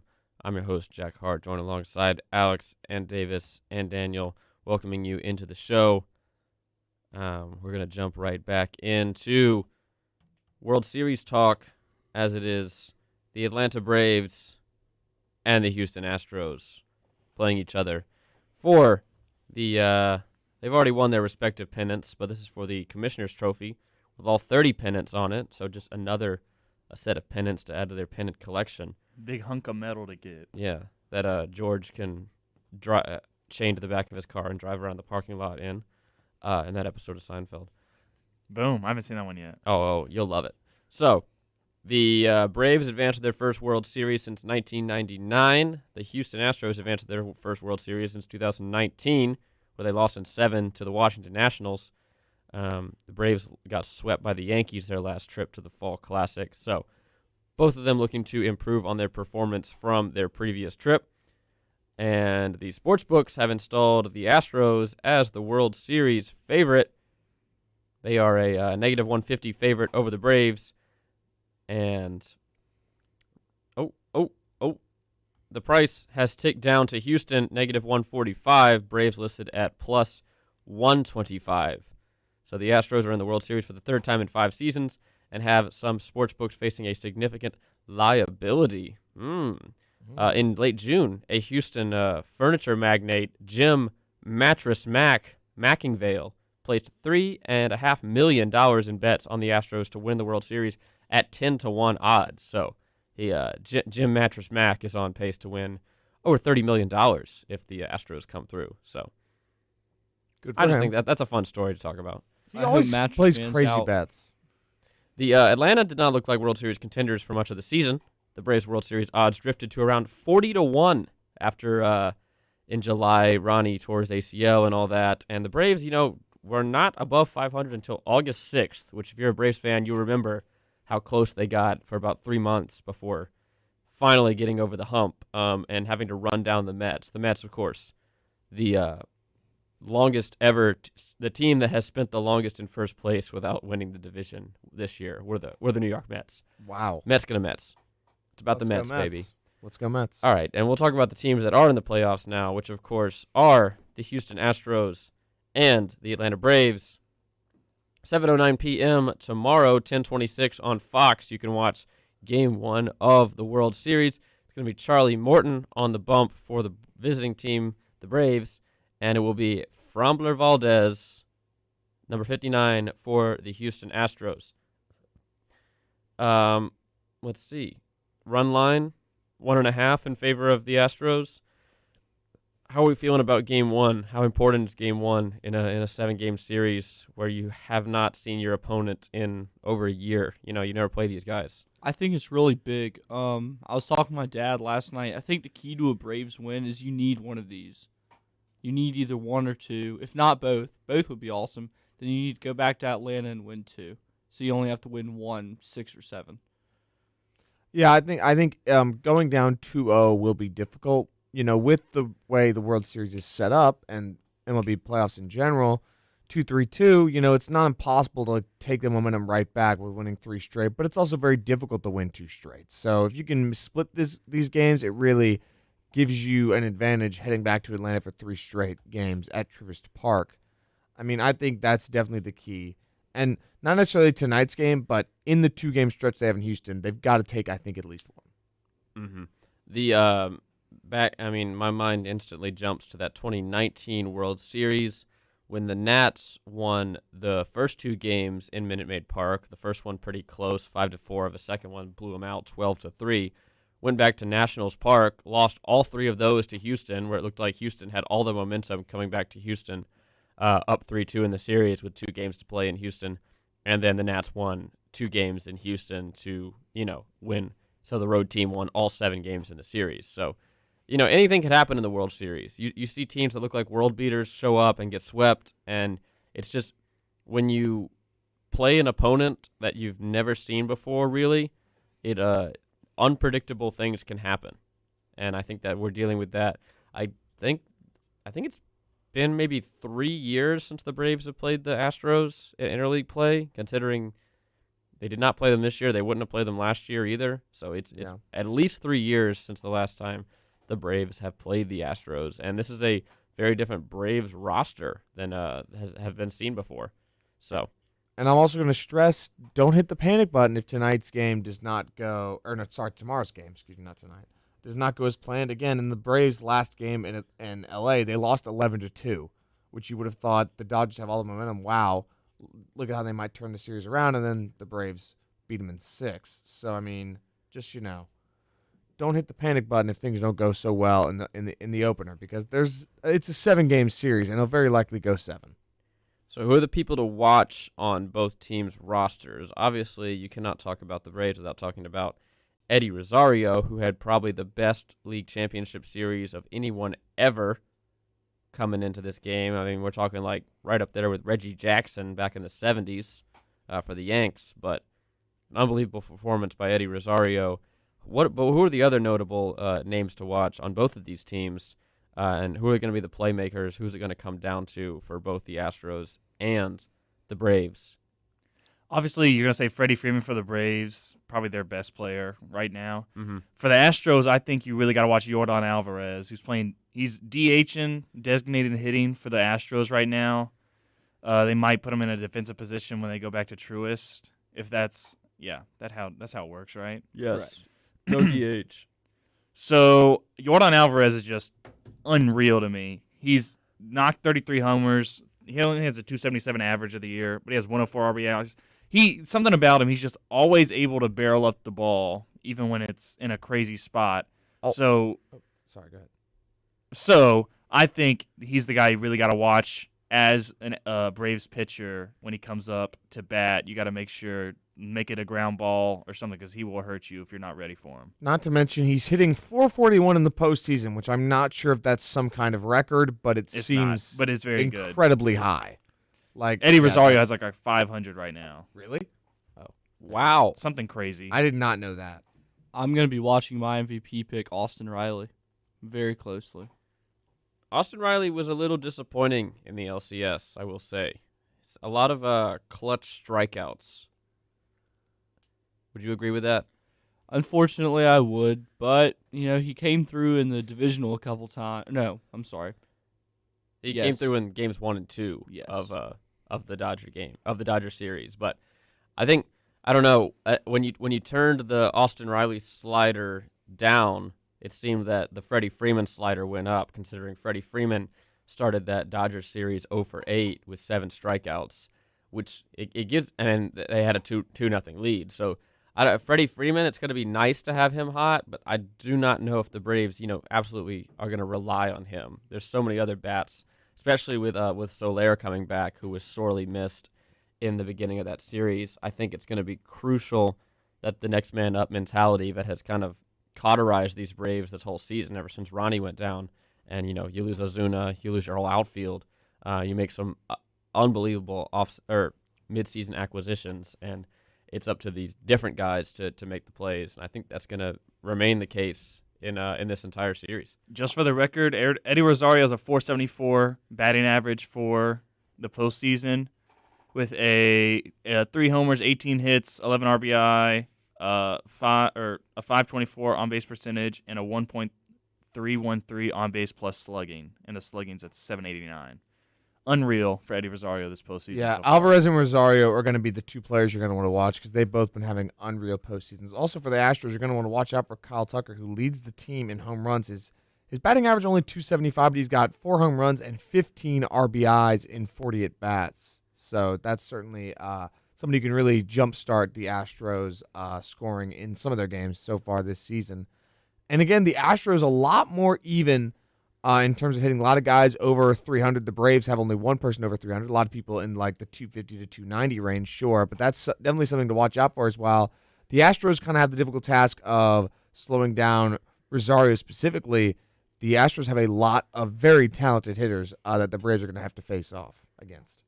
So. Yeah, and their hitting coach, Troy Snitker, is Brian Snitker's son. Really? If you can believe that. I did not know that. So there you go. Now you do. A bit of stake in the series for both of these guys.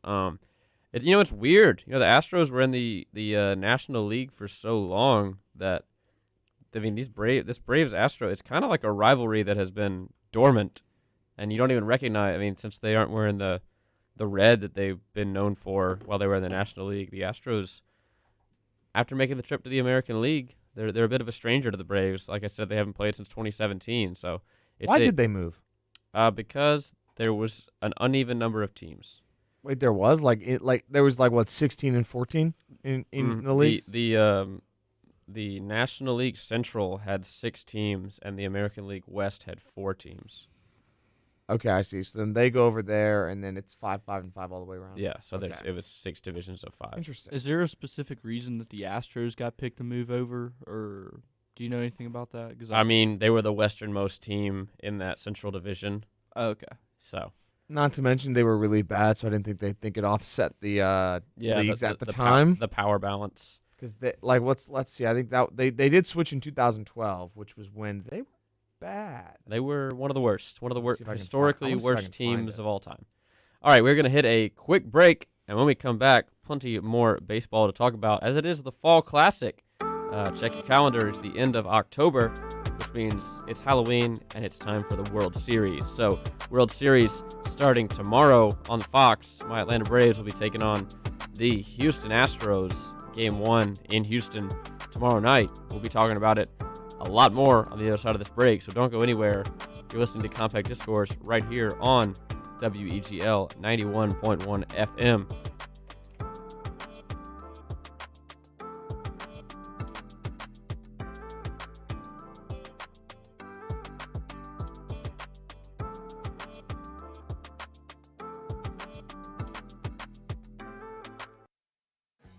If you're a single man under the age of 35, you'd probably like to know what the ladies are looking for on an online dating site. A guy who had a few drinks and later got pulled over for buzzed driving. See, that could cost you around $10,000 in fines, legal fees, and increased insurance rates. And doesn't a guy who's back living with his parents but calls them my roommates just scream Mr. Right? Buzzed, busted, and broke. Because buzz driving is drunk driving. A message from the National Highway Traffic Safety Administration and the Ad Council. Dad, we need to talk. Can we just enjoy the drive? If you're not going to listen to me, Who we listen to? Jeffrey. Marcia Gay Harden? What? Eyes on the road, Dad. What are you doing? What are you doing in my back seat? How did you get in here? You're getting older.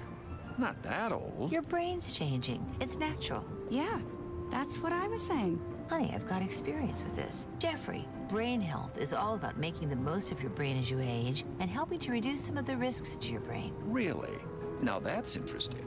So, you'll talk to her about this, but not me. Marcia Gay Harden?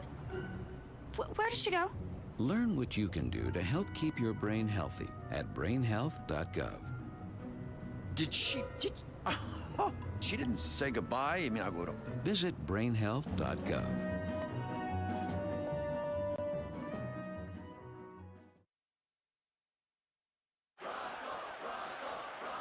Hey, Russell Wilson here, and I know how important exercise is. It's essential. It's essential. With Play 60, United Way and the NFL are helping kids stay active and play at least 60 minutes a day. Healthy kids. Healthy kids. But what this place needs is you. To donate or volunteer, go to unitedway.org/play60 because great things happen when we live united. Donate. Are you guys going to do that every time? Yes, of course. Yes, of course. Brought to you by United Way and the Ad Council. 91.1 WEGL FM, Auburn University.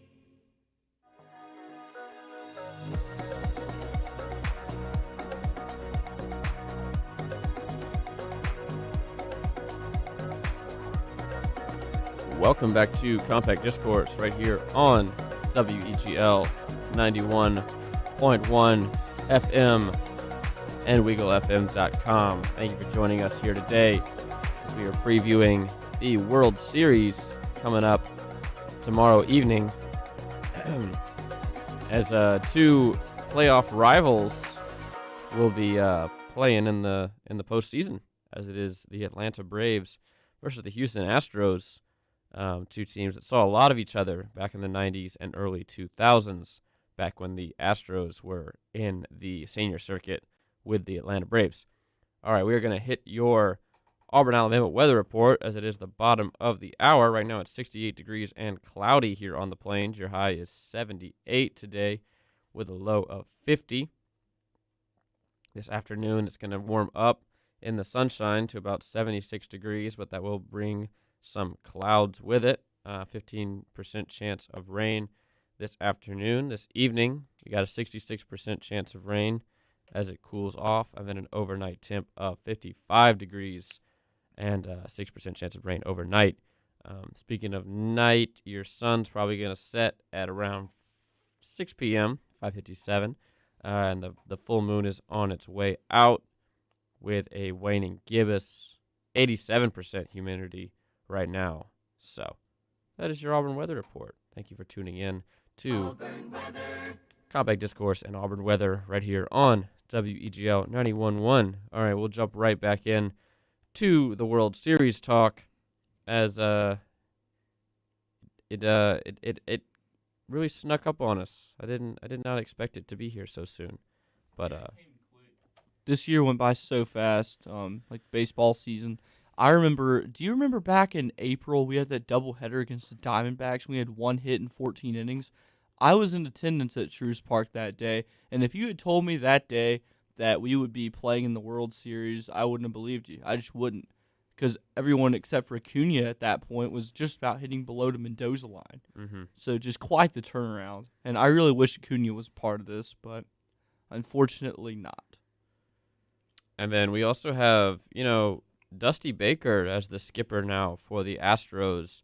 After the cheating scandal, he kind of took over a difficult situation in Houston, and he's been able to right the ship, I guess you could say, as coming back. He has not won a World Series in his 72 years, and he's not won as a manager. He won as a player in 1981. He has taken 5 different teams to the playoffs as a manager, including the Washington Nationals. But he has never won as a manager. So, how important for this is Dusty Baker, considering, he was playing with Hank Aaron back in the 60s and got his first major league hit in the Astrodome. So, this is a big series for Dusty Baker and the Houston Astros to kind of, get over that. A win for the Astros would kind of be a spit in the face of all the naysayers about the cheating scandal, considering there's under such the watchful eye that they are now as a result of the cheating scandal. I think Hillman was talking about this last week. You got to put some respect on the Astros' name if they end up with the crown on this one, considering they did it the right way this time, so far as we could tell. Yeah, I would agree with that. However, that I feel like that kind of shows the roster is mainly the same. Like, you've still got Altuve, you've still got Correa, you've still got Bregman. That kind of makes me a little more mad about 2017 in a way, because that kind of proves that you didn't need to do that. But I don't know. I do see what you're saying, though, about they are under a very watchful eye now, so if they can do it, that would be impressive. Yeah, so there's just a lot of moving parts, including Luis Garcia, Framber Valdez, Ozzy Albies, Austin Riley. All these guys are, very inexperienced. They've never been on this stage before, so we'll see a lot of new guys and a lot of, older players too, like Freddie Freeman, who have never been to a World Series. How are they going to react, on the stage? And will they be able to, deal with the pressure, Yeah, and I think they will be, especially after last year. I really think these Braves are going to be gunning. I don't think they're going to leave any stone unturned. I think they're going to get it done. So that's my pick. I think the Braves win in 7. It was honestly so. I don't know if you were watching the podium celebration when the Braves won on Saturday night, but I mean nobody was happier than Brian Snitker, who was just wiping tears from his face, and I don't think I've ever seen him a generally pretty stoic guy like Brian Snitker be so enthused about the situation, considering he's spent over 40 years in the Braves organization, and if you've been with the same team for that long, to finally, as the manager, taking over from Freddie Gonzalez all those years ago and taking the team to the World Series, I mean, that's got to be just an incredible feeling. Oh, yeah, I bet there's nothing like it. I bet he is so ready. I'm so happy for him. He deserves this. In my opinion, that's your NL Manager of the Year, regardless of how this World Series goes. Considering all the roster moves he's had to make. Yeah, like he's literally, the puzzle he's had to put this together to make this work is insane. Like all the moves, like you mentioned, like picking up Jock and getting Eddie Rosario and Jorge Soler, all these guys that they've kind of just had to thrust into, like, just it's incredible. I can barely put words together for it. Just how amazed I am at what they were able to accomplish with such bleak circumstances in July. So 2 managers with a lot to play for, 2 veterans of the game. Like I said, Dusty Baker has not won a championship since 1981 when he was a player. So, and Brian Snitker being in the Braves farm system for over 40 years now, looking to finally put the cherry on top of his managerial career as he has taken over the Braves. And the players have a lot to play for, as well as scandal on the Astros side of things, and just a fighting mentality for the Braves as they look to avenge the injury to Ronald Acuna and make the naysayers eat their words as they look to overcome a whole lot of adversity to get where they are right now.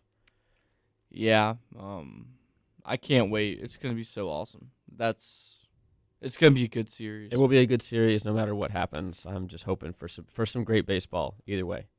There is some rumblings. There's accusations that the Astros are cheating again. What? By Red Sox fans and goodness. Yankees fans. Well, let me tell you this. Once the Red Sox got Alex Cora called out for cheating in their series, sign stealing, they only scored 3 runs in 3 games. So let's I don't think it's true. See what color the pot is before we talk to the kettle.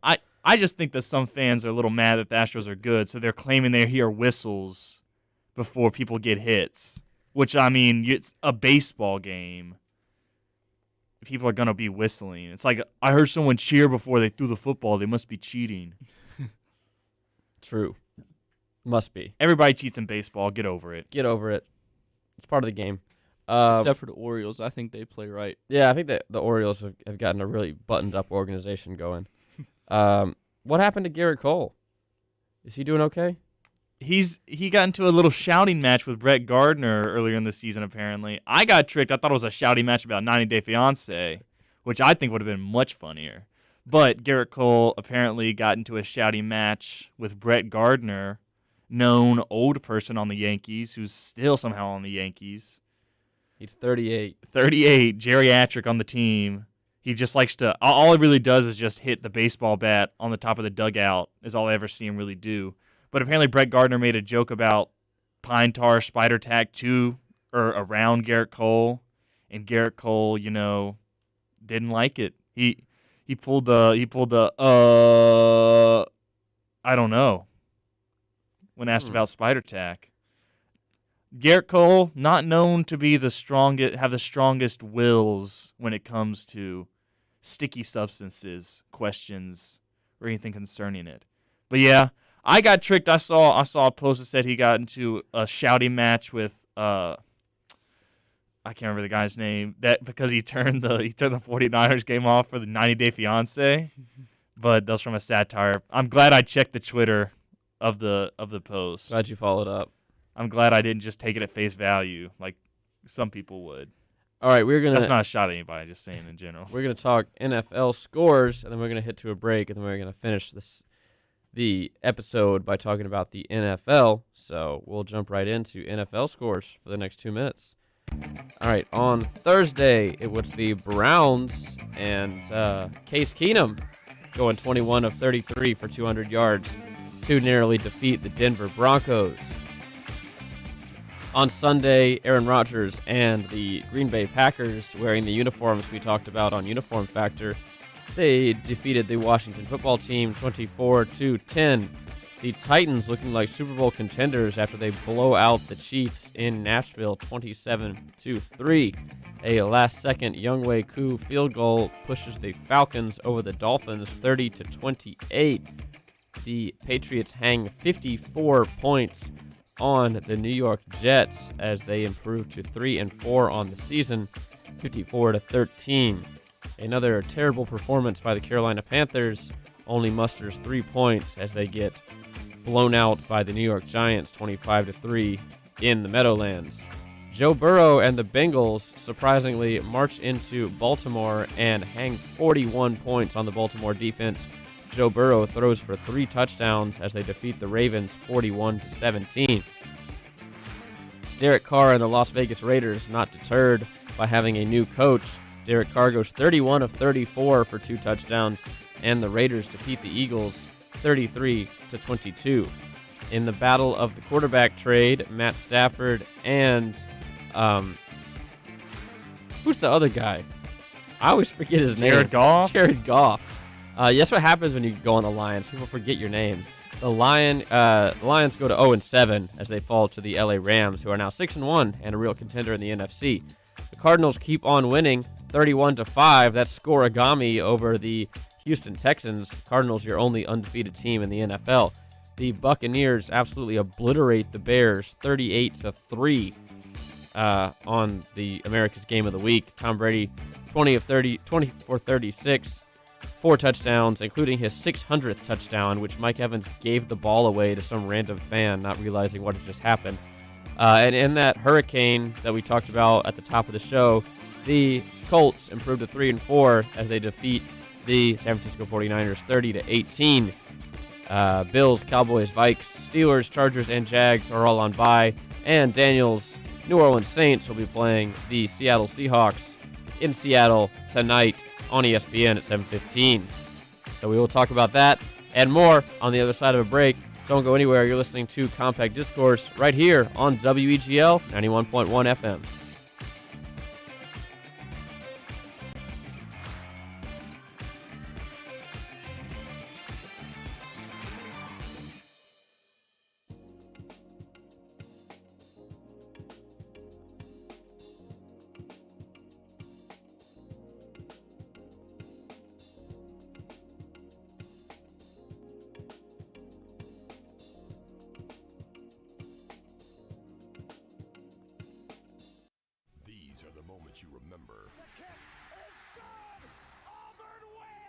These are the sounds you celebrate. Fastball driven. Deep left center field. David Ross, you have company. Whether it's the stadium, the arena, or the ballpark. Auburn 75. Kentucky 70. I think I'll storm the court. There goes Davis. Oh my God. Your home for Auburn sports is the Auburn Sports Network.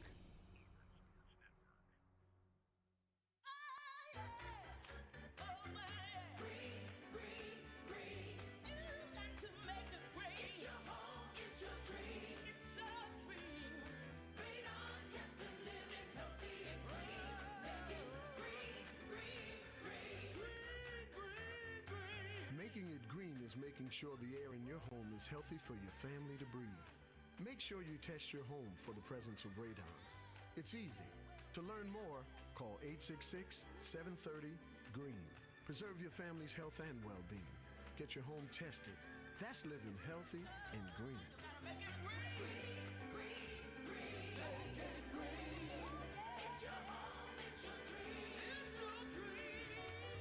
Make sure you test your home for the presence of radon. It's easy. To learn more, call 866-730-GREEN. A message from the U.S. EPA. Here's farmer and landowner John Prue. We purchased the land about 3 years ago, and there was an old farmstead on there with trees. We were going to clear the land so we could farm through it. We thought we knew where the pipe was, so we didn't call to get it located. The work on our property led to the damage of a light crude pipeline. Fortunately, no one was hurt, but it could have been much worse. Never assume the location or depth of underground lines. Always call 811 or visit clickbeforeyoudig.com before you start work. A message from the Pipeline Operators for Ag Safety Campaign. 91.1 WEGL FM, Auburn University.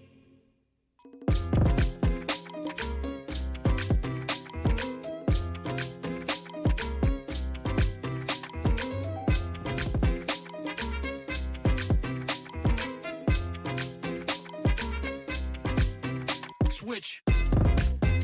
Welcome back to Compact Discourse right here on WEGL 91.1 FM. I'm your host, Jack Hart, joined alongside Grayson Moyer and Davis Carroll. Welcome back to the show. We are going to jump right back into things here.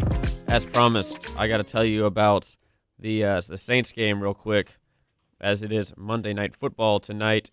Jameis Winston will be your starting quarterback for the New Orleans Saints. He has 70 for 116, thrown for 890 yards on the season and 12 touchdowns. Alvin Kamara is your leading rusher in this one. 94 carries, 368 yards, and a touchdown for the Saints running back.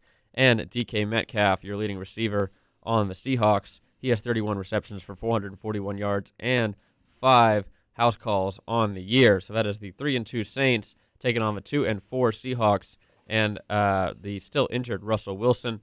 New Orleans favored in this one by 4 points, and the over-under is set at 41.5. So place your bets now for Monday Night Football, Saints and Seahawks. It's going to be 7:15 tonight on ESPN.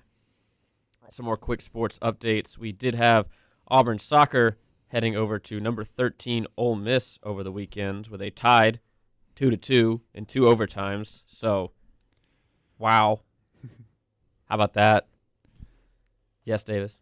When I went to get my food, I saw a guy that looked exactly like the redhead guy from Austin and Alley. That's all I can think about. Is that what you have to say right now? Yes, that's it was your crazy. Comment?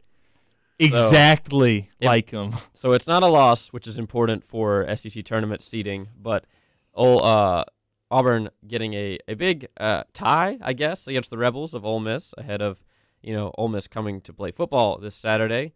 We've also got, once again, Auburn hockey. They're big. They got 2 big wins over the Ice Falls of Tennessee over the weekend to christen their new arena. So that is great for all Auburn sports. And then, if speaking of all Auburn sports, you can the Jungle's website is officially live. auburntigers.com/jungle, JUNGLE. If you would like to become an official member of Auburn's student section for every sport.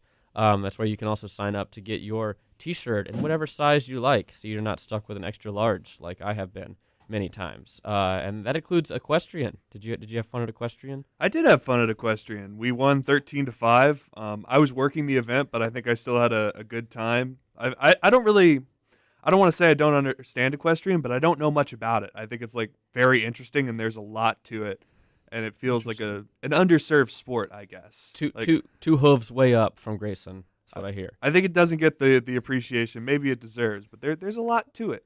Have you seen those videos on TikTok of that horse learning how to crack its neck? Yeah, I have. I love that. Did you see that it taught another horse how to do it? It's going to start doing math next. It does the lip thing every time it does it. You can start beating its hoof on the ground when you give it arithmetic. Wasn't that was that debunked? As The horse was reacting to what the guy, like his facial expressions, like he'd get really tense, and then he'd like relax when he got to it, and the horse would stop so he'd get treats. So the horse didn't actually do math. It was just reading the guy's expressions. Darn. I think that's as impressive as doing math. That is pretty impressive. I think reading expressions can be harder than math in some situations. Well, I mean, I imagine the guy doing it like comically. He's like, and then he's like, the horse stop. Like great content for our audio listeners right now. Just imagine me doing a really nervous face and then like relax. Just imagine that. Much like a mime. Or tune into YouTube. That's right. Yeah. Yeah, push up to the video side. YouTube exclusive. All right. It is Halloween. How excited are you for Halloween? I'm very excited. I don't plan on dressing it up, but I still like just the Halloween vibes in general. There's still time, Grayson. The Halloween vibes. The group costume that only has 2 people in it right now has a lot of you could be part of it. Help us avoid a couple's costume at all costs. I'm down. This haunted room actually stretching? That's the question of the week. Do I count as your ghost host, Jack? I think, yeah. You're the ghost host like a ghost. of I also my haunt life. your apartment like a ghost. You do. I guess Davis and I do that jointly, but ghost host. I'm more of an announced ghost. I'm like a poltergeist. Jack knows when I'm gonna haunt him. Wait, what does that mean? What's an announced ghost? I announce myself when I'm about to haunt. You don't just show up? Yeah. Oops. That's not an indictment or anything. It should be. You're correct. I let it know when I'm gonna haunt every single day by arriving at his house. I said last week we're a lot like the apocalypse in that Jack does not know the day or the hour that we will arrive. I've gotten to the point where I just send like eyes emojis to Jack, like with a question mark. He'll be like, "Yep," and that's all we need. I used to send an en route text, but then he'd never reply, and I'd show up anyway. And after a while, I realized it wasn't necessary. And Jack has cut out the middleman, just show up. Behavior. That's right. I have to train them like my pets. Yeah, we're gonna be like the horses. You're like the horses that do math. When you walk in and Jack makes a scared expression, that's not how you know to leave. That's right. So I'm excited about Halloween. I'm ready for some pumpkins. I'm ready to eat some Reese's. It's about the only week a year I'll eat a Reese's. Interesting. Did you have to train yourself out of calling them Reese's? And go to Reese's? Not really. If I say Reese's Pieces, I'll sometimes say Reese's Pieces. My dad called me out on it. Then you pronounce both words wrong. I know. It's just like, I don't know. It's a weird tick. My dad called me out on it when I was 10 or 11, and after that it's been a conscious effort to say it correctly. But even then, in my head, it's sort of like those crossing road signs. Even though I know what they mean, I still read it in my head as Xing, and I will say it out loud. Oh, I do that too. Yeah. Interesting. Interesting. I don't know. There's a lot of things like that. Is it supposed to be crossing? Yeah, it's cross. Oh, I've always said Xing. It's like cross country. I guess I never really thought about it. Like you just know what the sign means. You never really think about it more. Yeah, I guess so. It doesn't require a response on your part other than knowing what it means. You Boom. don't have to say it out loud. But I think the whole Reese's thing, like that has to be learned. You can't look at the word Reese's and. Well, I mean, people in Boston. That's where a lot of people in Boston say Reese's. I'm going to say the majority of people in the U.S. don't live in Boston. But I'm just saying, but that's like their accent. They just say Reese's. That wasn't even Boston. That was like a Cockney accent. This is a weird thing to like pull out. Like I agree with you that there's some strange default that we want to say Reese's, and I think it comes from the commercials for Reese's Puffs. Reese's Puffs. Dang it. But got him. Does it though? I don't know. Reese's Puffs. Reese's Puffs. I think the only reason people would ever say it is because some dummy started saying it, and it's just a learned behavior you get from your parents. There's got to be some default somewhere because this is such a universal experience. I feel like it's Reese's. It's not for me. I always grew up calling it Reese's. Seriously? I just feel like it's. Only time I ever heard Reese's is from people from like up north that have different accents. I don't know. I've heard like so many people just default call it Reese's until you're like, hey man, that's not what the word is.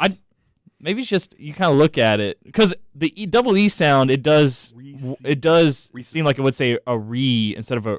Does the packaging have an apostrophe on it? Yeah, and they belong to Reese. Yeah, I get that, but Reese's. like, I think it's because the first syllable is re. Yeah. Reese's. So there's like a nice symmetry there. You know, and children don't know how to pronounce things. At the end of the day, we all know what we're talking about. Just as a general rule. The primary product is also not the pieces. Let's not forget that. Reese's Cups are where it's at, or if you're a child from the 2000s, you know, Reese's Puffs are the primary product. I've had the pieces 2 or 3 times, like the pieces. maybe. They're They're good. okay, but they're not what I come to Reese I like for. the sticks and the cups the most. What are the sticks? The sticks are like Kit Kats. Yeah, they're amazing. Which I think are much better. I've never than had these before. They have a ton of them at the campus store. I had Go one buy last some. night, and I watched. It's a much better than a Kit Kat. It's so good. I love them. They're my favorite type of Reese's. I need like a mirror right here to see Davis. I feel like I'm squatting to see him through my microphone. The way we're gonna have to teach kids to say it is the kids start saying it and they base how they're gonna say Reese's or Reese's based on my expressions. Treat your kids like a horse. Like the horse. Just as a general rule.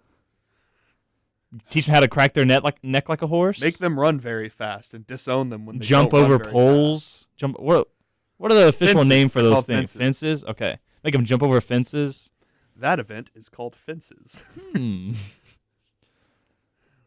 I don't know. We can have more equestrian chat. I think I'm going to be on a lot of equestrian meets this season, so this might be my recurring bit of just. You have to being learn the into rules equestrian. and explain it to us a little bit more about the rules every episode. Just a little bit. The equestrian people, like, bless their hearts, they are very open to just explaining the rules to the random people who are in the like announcer's booth. Interesting. Because most of us don't, we're not equestrian. Like, we do different stuff most of the time, but they're very nice about it, and I appreciate that of them. But I don't know. Well, I'll figure it out more as the season goes on, I guess. I'll report back. Every meet, you can learn a new horse fact. Yep. I'm going to start calling the horses by name and expect you to know which one I'm talking about. Yeah. You learn about a new horse movie. Do they have like silly names like racehorses do? Yeah. Okay. They're not as silly as racehorses. That one comes from like there's one horse database that all the names come from. Of course.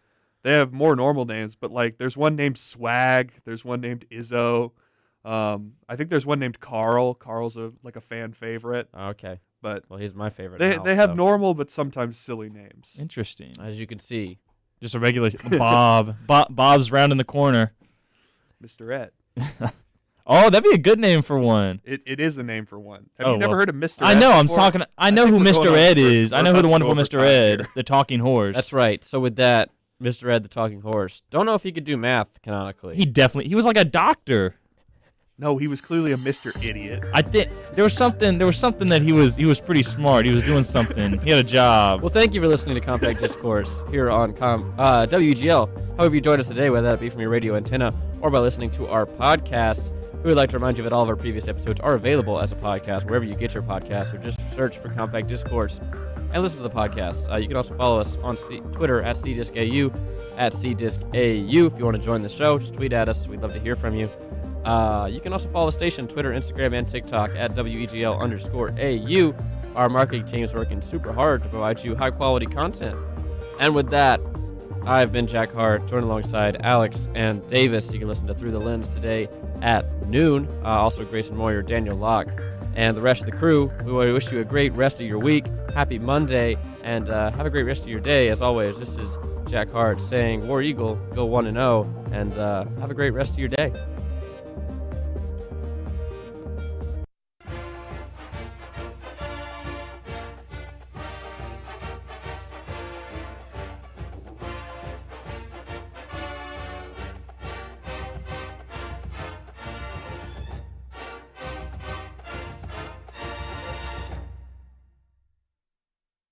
And a ghost will follow you home.